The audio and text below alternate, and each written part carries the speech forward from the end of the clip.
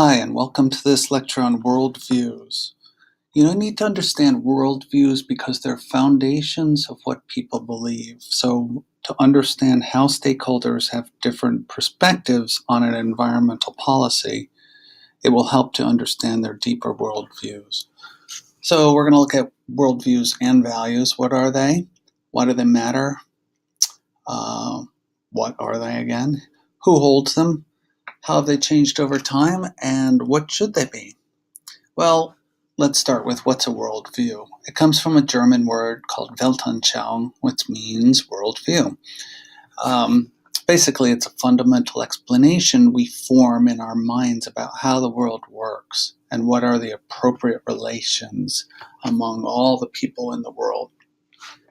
So, big questions. If we think about the big worldview of why we're here, we think about, is there free will? Is there a creator? Do we have an inalienable right to freedom? All these kind of things, right?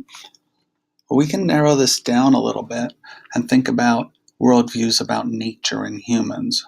What are the fundamental beliefs people have about nature and humanity? What's humanity's place in nature, or what's nature's place in humanity? And just a quick note here about values. Values are beliefs we hold about what's right and wrong. Okay, so they're things we believe about what's right and wrong. They help guide the choices we make.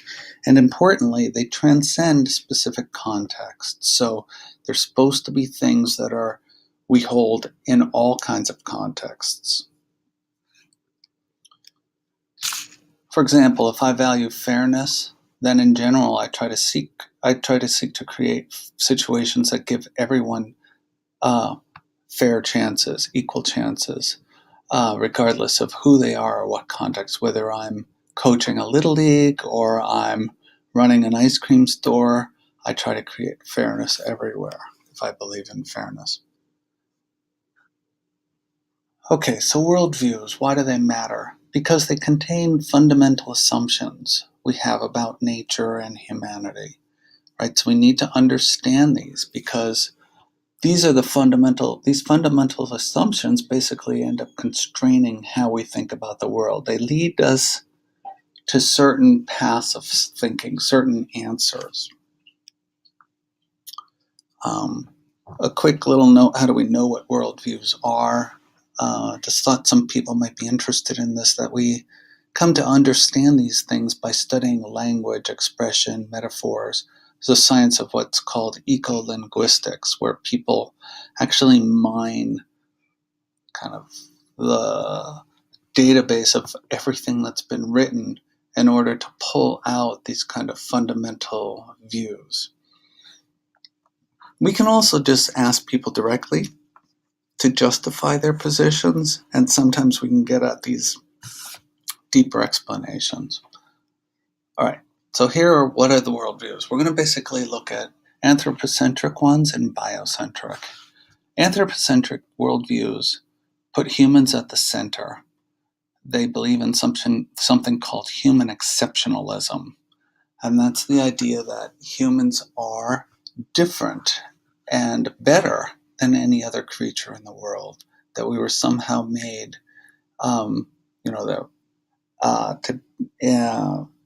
in a more profound, we have a more profound essence than anything else. You find this in Christianity, which believes, and Judaic studies, which believe people were made in the image of God. So therefore, other animals were not made in that image, and they're somehow lower. And this tends to lead to a utilitarian attitude toward nature. Utilitarian means that basically nature's something to be used by us for our purposes. This is a picture of Francis Bacon, who was an English philosopher who advocated this belief in the 1600s. He said, "Man may be regarded as the center of the world, for the whole world works together in the service of man. All things seem to be going about man's business and not their own." You can see that's a pretty putting people at the center kind of perspective of things.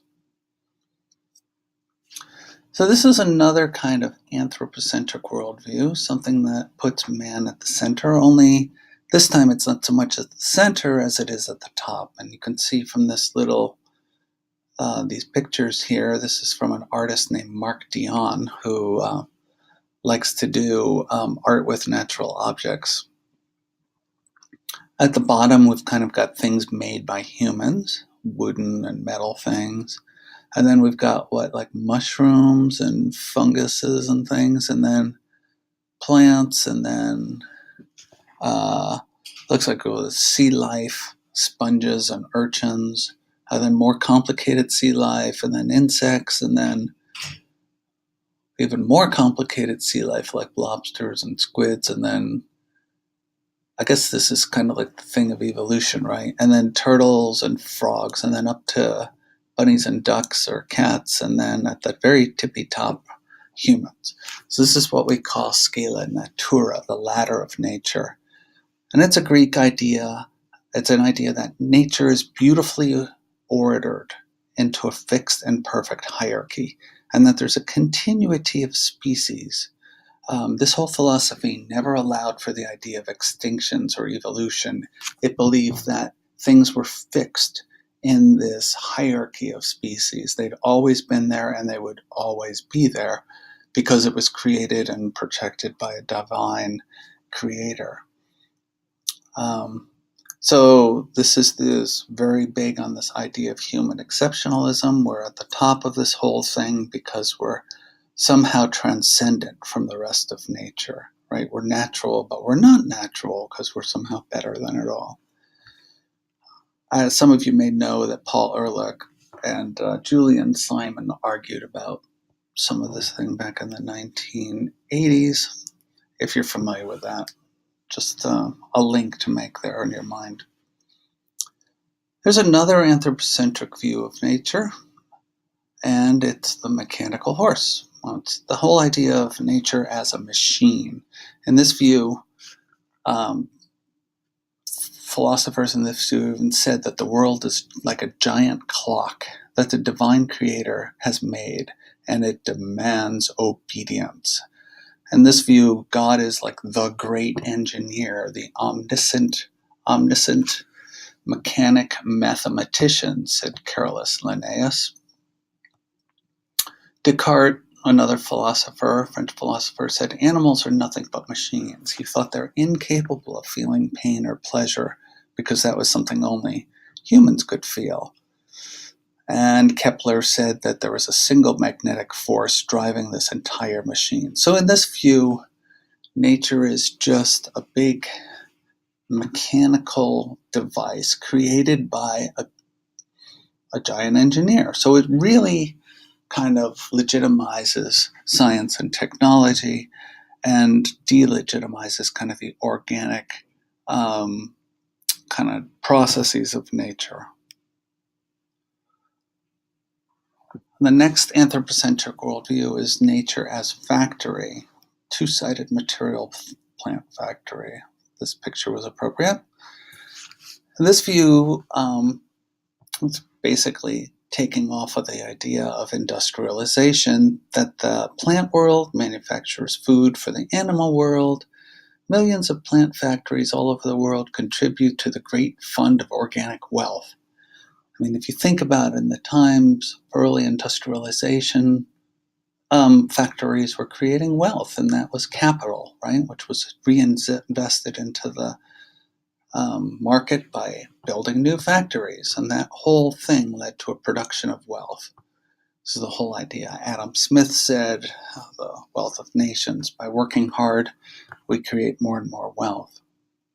So this whole idea of capital is the things you need to produce other things. So a robot is capital, a factory is capital. So in this view, they're thinking of biological organisms as capital, and they're understanding nature in terms of a mechanical factory, basically. Justification through appealing to the inherent validity of nature. So let me get to that in a little bit here. So these worldviews of anthropocentric worldviews, scala natura, nature is machine, nature is factory, are just different variations of the same thing that say humans are somehow special and different from nature. And you might just put this in your mind to think about it for a minute. What kinds of values and behaviors toward the environment do you think these worldviews justify? Do they necessarily mean we're going to treat nature poorly because it's a factory, or that we'll treat it better because it's a factory that produces everything? Do these worldviews really matter in terms of how we end up treating nature? What do you think about that? Now I'm going to go through the second set of worldviews toward nature. These is biocentric ones. And these put nature at the center. In this view, humans are just another species. Nature exists for itself. And to represent this big picture of worldviews, I picked James Lovelock here. He was a British physicist who wrote a book in the 80s called the Gaia Hypothesis.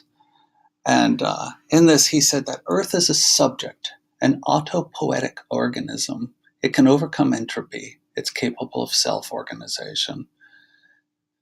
He's basically saying that Earth is alive, like anything on Earth, like humans or earthworms or frogs or cats.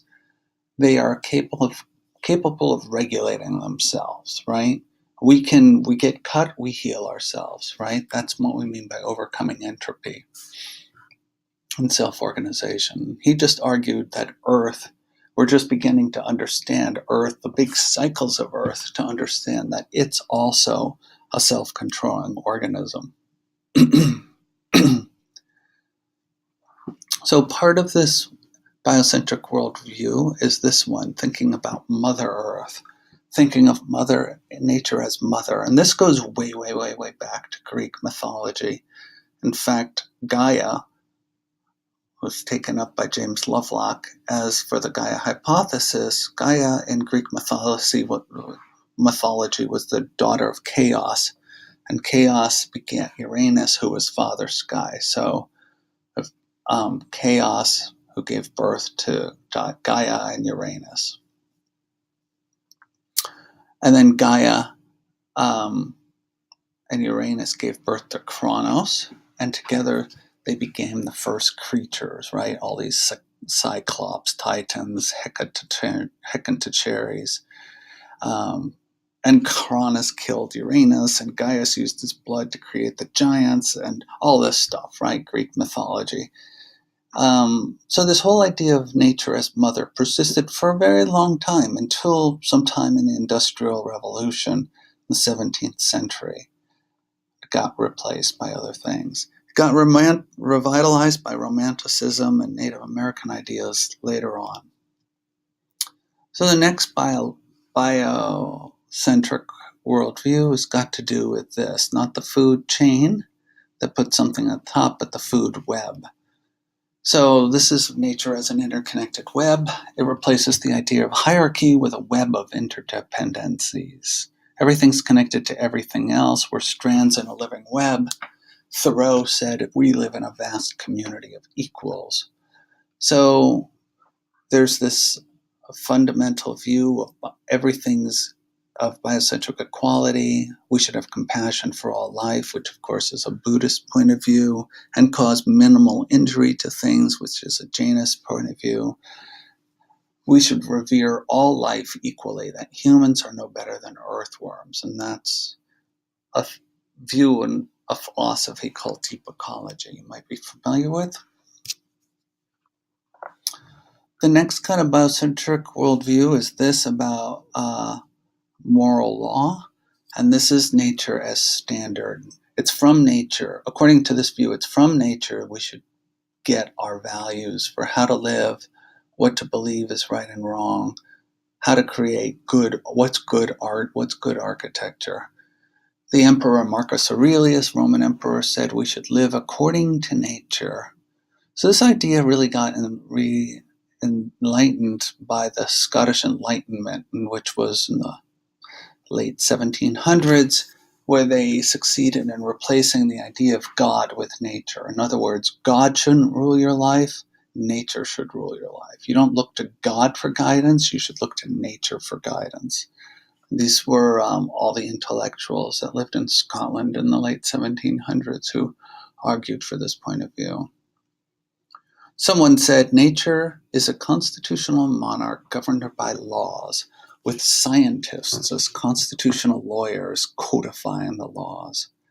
So you could really see how they're using the kind of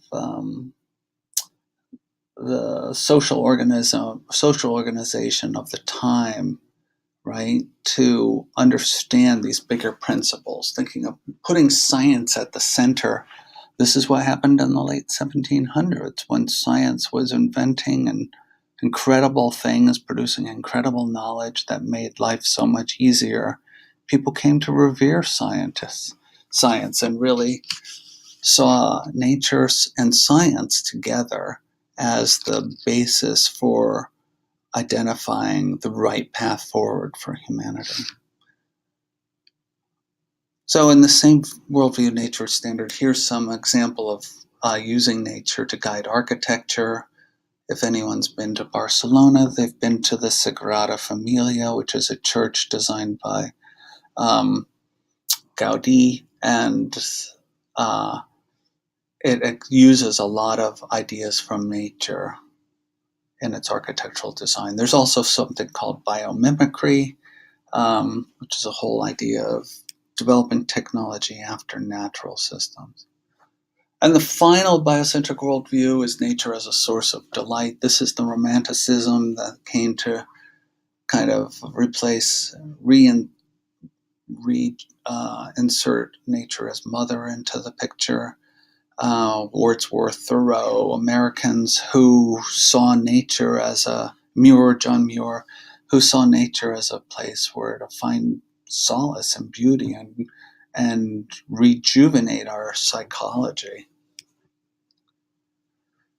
Romanticism was actually a counter movement to this whole push for science. So even though I've got them all under biocentric worldviews, there's tension between them in other ways. So Romanticism was kind of opposed to science and the whole industrialization of life, because it saw living in a state of nature as innocence and goodness and health. And this is where we come to, in the Western society, start to see Native Americans as somehow a higher morality in terms of how they lived with nature.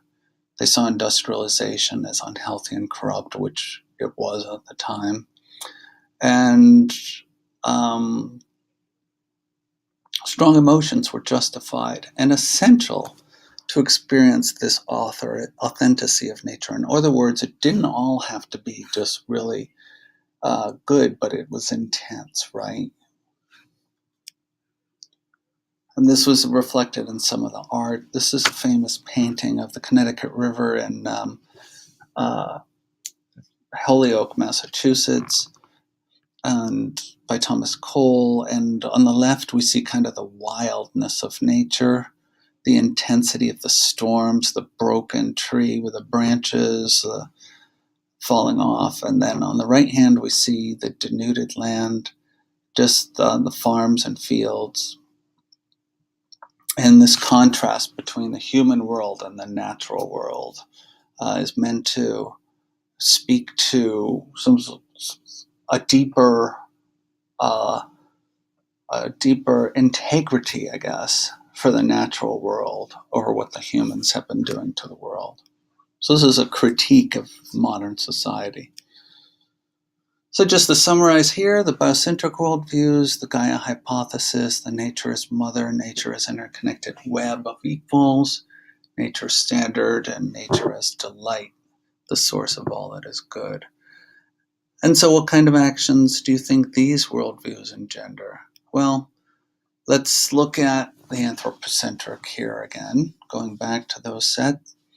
I would think that these worldviews would promote the following policy views, right? Technological optimism would basically say that we should turn to new technologies to solve the problems of old technology.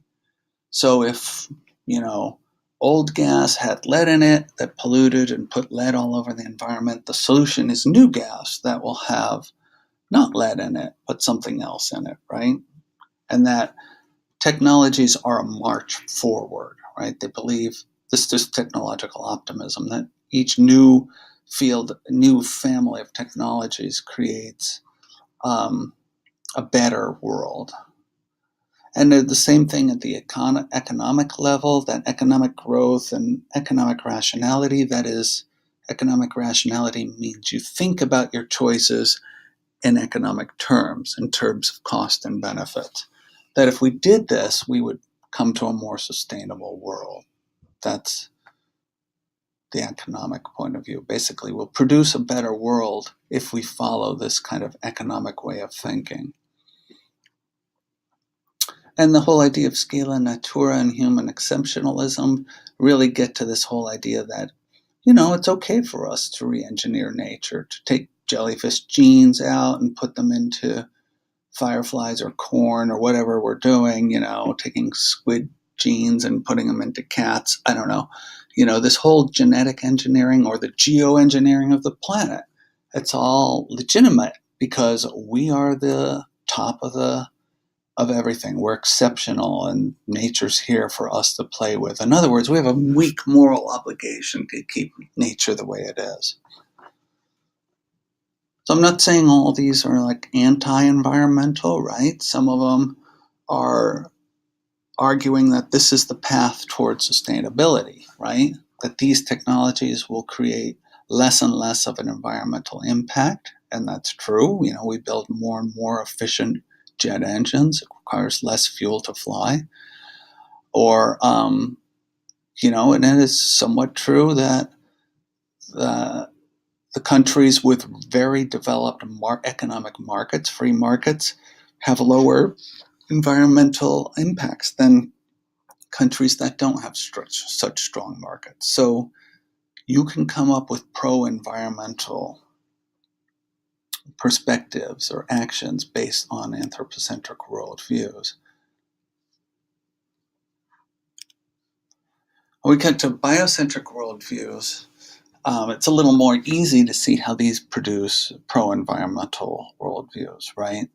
The Gaia hypothesis is all about minimizing human intervention in Earth's systems. In other words, trying to live lightly so we don't change the climate, we don't destroy the topsoil, we don't kill the oceans, we don't melt the ice caps, the glaciers.